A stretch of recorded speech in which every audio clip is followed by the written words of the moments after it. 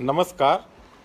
अयोध्या शोध संस्थान की ओर से मैं योगेंद्र प्रताप सिंह वाणी प्रकाशन के द्वारा जो ये प्रयास किया जा रहा है उसकी ओर से भी मैं आप सबका हार्दिक स्वागत करता हूं।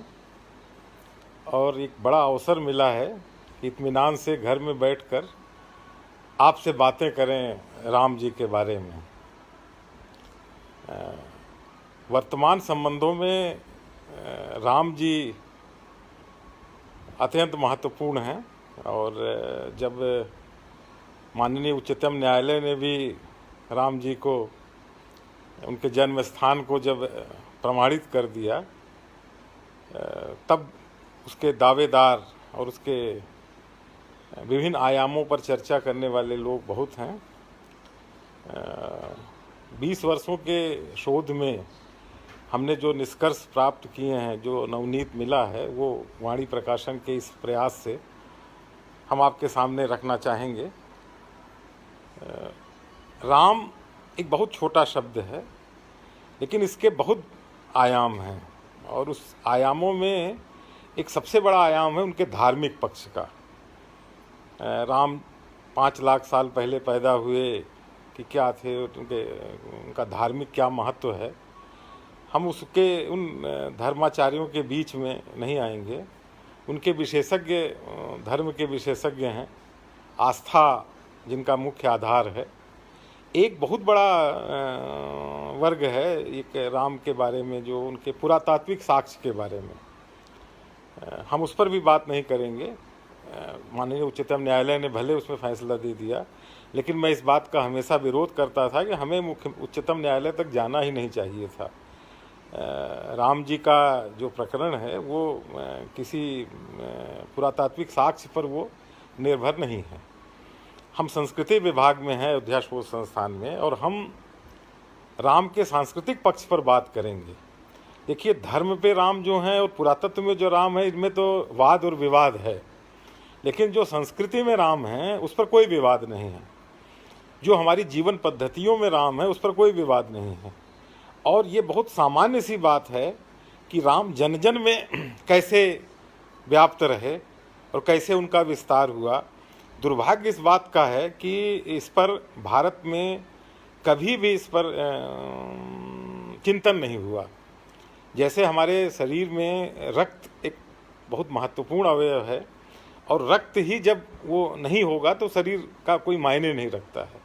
इसी तरह से भारतीय संस्कृति जिसको हम कहते हैं उसमें राम है एक रक्त की तरह, और राम अगर नहीं है हमारे भारतीय संस्कृति में तो राम वो भारतीय संस्कृति नहीं कही जाएगी।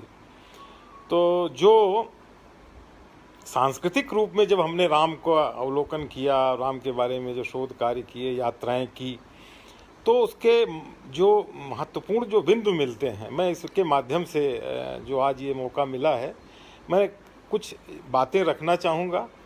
और ये एक बड़ी ज्ञान की बातें नहीं, बड़ी सामान्य बातें हैं। हम इसमें मदद चाहते हैं आप सब लोगों का, आप विद्वानों का, कि आप सब इसमें एक मदद करें। तो इसको बढ़ करके एक हम बड़े एक राष्ट्रीय अंतर्राष्ट्रीय स्तर पर एक बड़ी भूमिका भारत निर्वहन कर सकता है। सबसे जो पहली बात है राम जी के बारे में, कि राम ने 2 यात्राएं की। एक यात्रा राम जानकी मार्ग के रूप में अयोध्या से जनकपुर तक है, और दूसरी यात्रा जो है वो राम ने अयोध्या से चित्रकूट होते हुए लंका तक की। इसको राम वनगमन मार्ग कहते हैं। मुझे बड़ा इस बात पर बड़ा दुख होता है, मैं जो भी संस्कृत के विद्वान इससे जुड़े हों वो मेरी बात को बड़े ध्यान से सुने, और जो संस्कृत के बारे में जो जानते हैं वो भी बड़े ध्यान से सुने, कि रामायण जो है वो संस्कृत में लिखी किताब है, वो संस्कृत की किताब नहीं है। रामायण में अगर आप भूगोल देखेंगे तो भूगोल मिलेगा, साइंस देखेंगे तो साइंस मिलेगा, पुरातत्व देखेंगे तो पुरातत्व मिलेगा। तो जो भी आप देखें, मतलब वो उसमें संस्कृत में लिखा है, लेकिन कहीं पर भी संस्कृत के व्याकरण, संस्कृत के साहित्य के बारे में उसमें आपको रामायण में कुछ नहीं मिलता है। अब हम आपसे बात करेंगे भूगोल पर, जो रामायण के जो वाल्मीकि जी ने लिखा। तो इसमें उन्होंने क्रम से जो लिखा है, जनकपुर से लेकर के श्रीलंका तक, वो क्रमबद्ध रूप में 280 स्थल अभी विद्यमान है भारतवर्ष में। 5000 साल पूर्व लिखी यह किताब है, पहली किताब है ये लौकिक संस्कृत की, और इसमें लिखे हुए जो स्थल हैं वो सारे स्थल अभी आज जब हम आपसे बात कर रहे हैं क्रमशः वो विद्यमान हैं।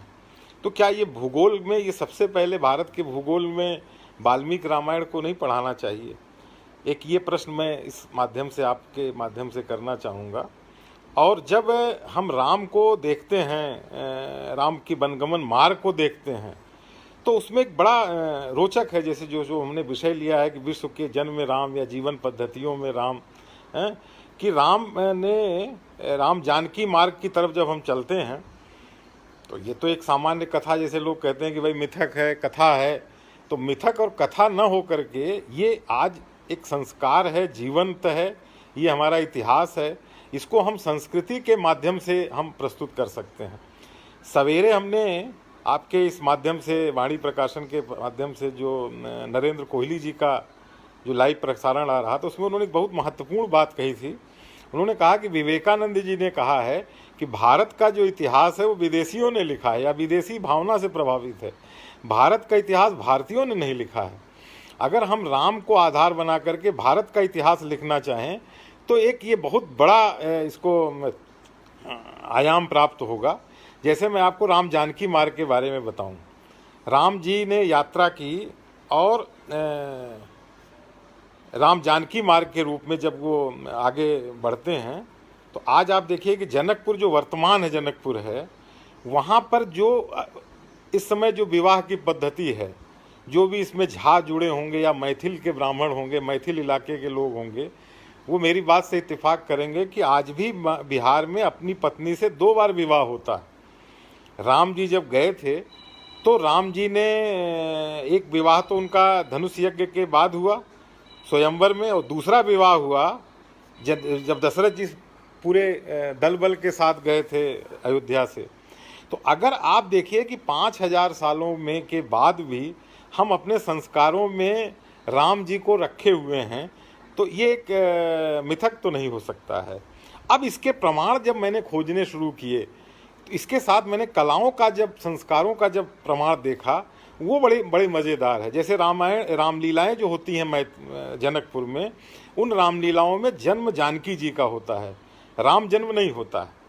जानकी का जन्म होगा और जानकी के जन्म के बाद जानकी के विवाह तक का ही प्रसंग जो है वो जनकपुर की रामलीलाओं में दिखाया जाता है। जैसे विदाई होती है और इसके बाद वो गीत गा ही नहीं पाते हैं, विदाई गीत के बाद फिर जब उनको वनवास होता है, वो कहते हैं बिटिया का वो प्रसंग हम नहीं देखेंगे, नहीं देख सकते हैं। मैं आपको एक अपना संस्मरण बताऊं। मैं गया था बहुत दिन पहले जनकपुर, कई साल पहले, मतलब 15-16 साल पहले। तो एक धर्मशाला में मैं रुका था। उस धर्मशाला में जब मैंने उनको बताया कि मैं अयोध्या से आया हुआ हूँ, तो उनके महंत जी ने कहा कि जाते समय आप हमें ज़रूर मिल जाइएगा।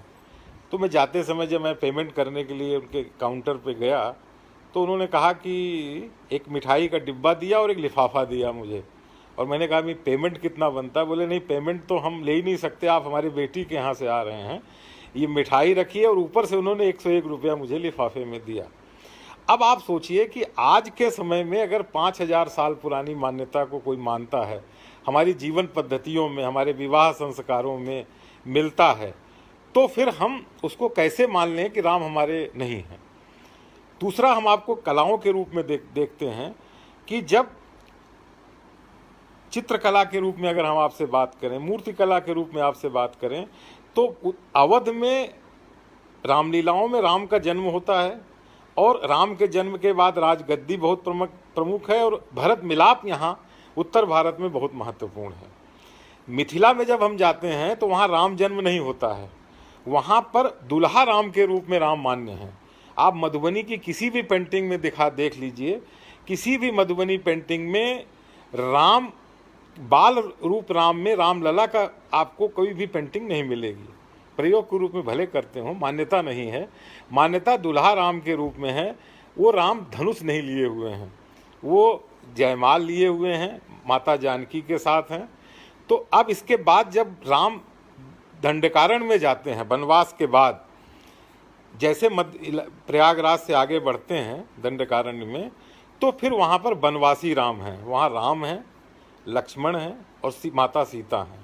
इन तीनों के वनवासी रूप के कपड़ों में आप इनको देखेंगे, उनके मान्यताओं में देखेंगे। जितने भी मध्य प्रदेश आंध्र प्रदेश में जो स्थल हैं, ऋषि के आश्रम हैं, वो सब वहाँ पर आपको क्रमशः मिलेंगे। उनके जीवनों में मिलेंगे, उनकी पद्धतियों में मिलेंगे, उनकी किताबों में मिलेंगे, उनकी कहानियों में मिलेंगे, उनकी लोकगीतों में मिलेंगे, लोक संस्कारों में मिलेंगे। वहाँ पर राम जी का जन्म या जानकी जी के जन्म से संबंधित कोई भी बात आपको मध्य प्रदेश और आंध्र प्रदेश के दंडकारण्य में नहीं प्राप्त होती है। लेकिन जैसे हम आंध्र प्रदेश से पार होते हैं, माता जानकी का जब अपहरण हो जाता है, रावण के द्वारा कर लिया जाता है, उस समय जो राम मिलते हैं वो कोदंडधारी राम हैं। कोदंड धनुष लिए हुए हैं, उनके साथ माता जानकी नहीं है और वो घूम रहे हैं, खोज कर रहे हैं माता जी की। अब इसको एक बड़ा रोचक प्रसंग है ये, पूरे दक्षिण भारत में आंध्र प्रदेश, तमिलनाडु, केरल और कर्नाटक में कोदंड राम की बड़ी महत्ता मिलती है, बहुत विस्तार से वहाँ मिलता है। बड़े विशाल मंदिर मिलते हैं कोदंड राम के, विशाल प्रतिमाएं मिलती हैं, उनकी किताबें मिलती हैं, उस पर उनमें गीत मिलते हैं।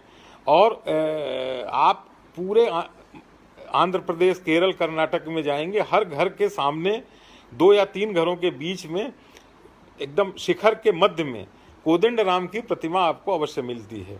तो राम जी का जो ये विस्तार इस रूप में हुआ, बाल राम, दुल्हा राम, वनवासी राम और कोदंड राम, जो हमारी जीवन पद्धतियों में भी आजकल जो आज समाहित हुए हैं, ये एक राम को जन जन तक जोड़ने का, जन जन में व्याप्त रहने का, जन जन में स्वीकारिता का वह एक प्रतिबिंब है। इसी तरह से जब हम श्रीलंका पार करते हैं, श्रीलंका में जब हम जाते हैं, वहाँ अभी आप रामायण देख रहे होंगे, उसमें रावण वध ही आज ही हुआ है। तो श्रीलंका में भी अगर आप जाके देखें तो एक भी रावण का कोई मंदिर नहीं है। रावण को मान्य किया जाता है वहाँ श्रीलंका में, लेकिन राम और रावण को बराबर मानते हुए भी चूंकि उसने नारी का अपहरण किया था, इसलिए उसको पूज्य नहीं माना जाता। एक छोटा सा की प्रतिमा है इनकी, विभीषण की, आपको श्रीलंका में मिलेगी। बाकी आपको पूरे श्रीलंका में राम ही वहाँ पर भी मान्य होते हैं। और जो लोग श्रीलंका गए होंगे वो मेरी बात से इत्तेफाक रखते होंगे। जो श्रीलंका नहीं गए होंगे, मैं उनसे कहना चाहूँगा कि वो ज़रूर श्रीलंका जाएं। जैसा मैंने आपको अपना एक संक्षिप्त परिचय बताया कि नेपाल में आप जाएंगे, जनकपुर में, अगर आप उत्तर प्रदेश के हैं, अवधवासी हैं और आप बताते हैं, तो वहाँ का आदमी आपको एक अवध या उत्तर प्रदेश का वासी नहीं मानता है, वो मानता है हमारी बेटी के घर से आए हुए लोग हैं। ये नेपाल का भाव आज भी है। जब आप श्रीलंका जाएंगे तो श्रीलंका में भी यही भाव आपको दिखाई पड़ेगा। वहाँ 2 तरह की परंपराएं मिलती हैं जीवन पद्धतियों में राम की, एक तमिल परंपराओं में मिलती है और एक दूसरे सिंघली परंपराओं में। जो तमिल परंपराओं में जो राम हमारे विद्यमान हैं, वो बिल्कुल वही है राम जो हमारे दक्षिण भारत में या भारत की जो मान्यताएं हैं। विशाल क्षेत्र में वहाँ दशहरे के समय बहुत विशाल रामलीलाएँ होती हैं, पूरा जन समुदाय उमड़ता है। और उसी तरह से, लेकिन दक्षिण भारत में जब आप जाते हैं तो उसमें देखते हैं कि वहाँ पर राम जन्म और राम सीता जन्म के बजाय वहाँ पर युद्ध प्रसंग महत्वपूर्ण है, क्योंकि राम का कर्म क्षेत्र दक्षिण भारत रहा है। अगर दक्षिण भारत नहीं गए होते या वनवास नहीं गए होते, राम संघर्ष नहीं किए होते, तो राम राम नहीं बनते। फिर इसके बाद जो श्रीलंका में जो वो परंपराएं प्राप्त होती हैं उनकी, मैंने तो करीब 250 गाँवों का मेरे पास लिस्ट है श्रीलंका के, जिनमें दशहरे में भव्य रामलीलाएं गांव के लोग करते हैं। इसी तरह से जब सिंघली परंपरा में आते हैं तो बड़ी मज़ेदार बात यह है कि रावण चूँकि श्रीलंका के रावण थे, तो इसलिए वहाँ पर रावण का महत्व वहाँ के थिएटर में बहुत है। जितने भी प्रोफेसर विश्वविद्यालय में मिले, जितने भी नाटक के कार्य वो मिले, सब सारे के सारे लोग वो रावण का पात्र अभिनय करते हैं और ज़बरदस्त अभिनय करते हैं।